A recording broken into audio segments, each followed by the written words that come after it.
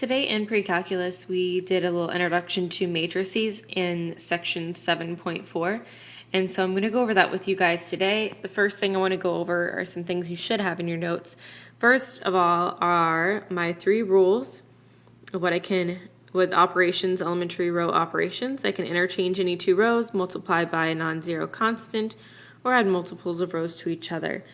Now the other thing is, I'm always, remember my goal is to get my matrix into either row echelon form or reduced row echelon form, and these are my 3 rules for that. Any rows consisting of all zeros are at the bottom. The first non-zero value in any row must be 1, and if you have any 2 successive non-zero rows, then the one on the top has to be farther left than the one on the bottom. So let's go ahead and start solving a problem here and using the numbers. So the first thing I need to do is I look at this and I see that I've got 3 variables and I need to solve for x, y, and z. Well, I can do this using matrices, and I can either do this by getting everything into row echelon form and then back substituting, which is what we're going to do, or another thing I can do is actually get this into reduced row echelon form, which requires some more operations on the matrix itself. So we are going to avoid that for now. I'm going to go ahead and write my augmented matrix. Remember, an augmented matrix has all the coefficients and the solutions in it. So I've got 3, 7, 11, and 15, and my last one, -2, -2, and -1 and 0. Keep in mind that if there is no value here for one of the variables, you always need to put in the placeholder with the 0 in your matrix. Okay, so now that we're looking at this guy, what we want to do is we want to get ones in a row, kind of like a tic-tac-toe board. It looks like I'm already off to a good start because my first non-zero value in my top row is in fact a 1. So what I'm trying to do here is get a 1 here, a 1 here, and then get zeros in this little triangle. So the first thing I'm going to do is deal with my second row. I want this to be a 0, so now I have to think, what can I add to this to get 0? Well, if 3 plus -3 is 0, so that means I'm going to multiply row 1 times -3. So this is why it's beneficial to always be working from top to bottom. So I'm going to write my operation here. I'm going to take -3 times row 1 and add it to row 2. I'm going to go ahead and do those operations now. So the first row, when I rewrite it, stays the same. The last row stays the same. But the second row is going to change. So -3 times 1 is -3 plus 3 is 0. -3 times 2 is -6 plus 7 is 1. -3 times 3 is -9 plus 11 is 2. -3 times 4 is -12 plus 15 is 3.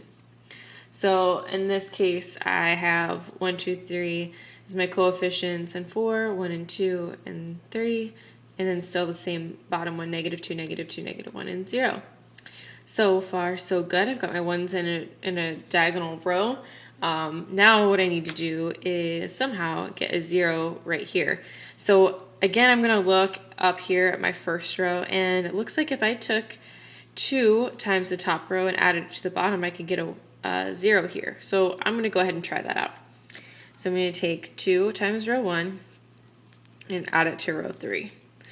-2 plus 2 is 0, and that's why I know I need to multiply row 1 times 2. So rewrite my first 2 rows because those are staying the same. I've got my leading non-zero coefficient. This is 0. My non-zero coefficient is 1, and that means I'm on my way to row echelon form. Now I'm going to multiply 2 times 1 is 2, minus 2 is 0. 2 times 2 is 4. Minus 2 is 2. 2 times 3 is 6. Minus 1 is 5. And 2 times 4 is 8. Minus 0 is 8. Not quite finished yet. The last thing that I need to do here is get rid of this. And by get rid of, I mean I need to make that a 0. So I have that little triangle here. So an easy way I can do that is just multiply this row here, the second row, by a -2 and add them together. And I don't want to mess with trying to do an operation with row 1 because then that brings a 1 down here. So that's how you can basically deal with that. So I want negative 2 times row 2 plus row 3.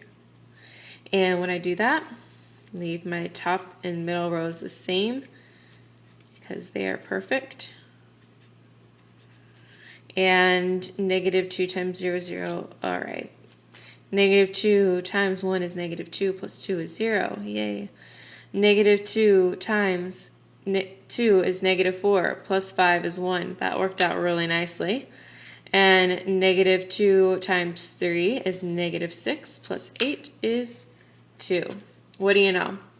I've got my matrix in echelon form, in row echelon form, and I can verify that by looking over here at my list once more. Any rows consisting of all zeros are at the bottom of the matrix. Well, I didn't have any of those, so that's not a problem. That's done. The first non-zero value in any row is 1. So let's look over here. Okay, there's a 0, 0, and a 1. Yep, 0 and 1 and 1. All right, so the leading non-zero coefficient is 1 in each row. And last but not least, for 2 successive non-zero rows, the leading 1 on the top is farther left than the 1 on the bottom. So when I look at that, yes, that is a true fact. Stay tuned. This video is getting a little long.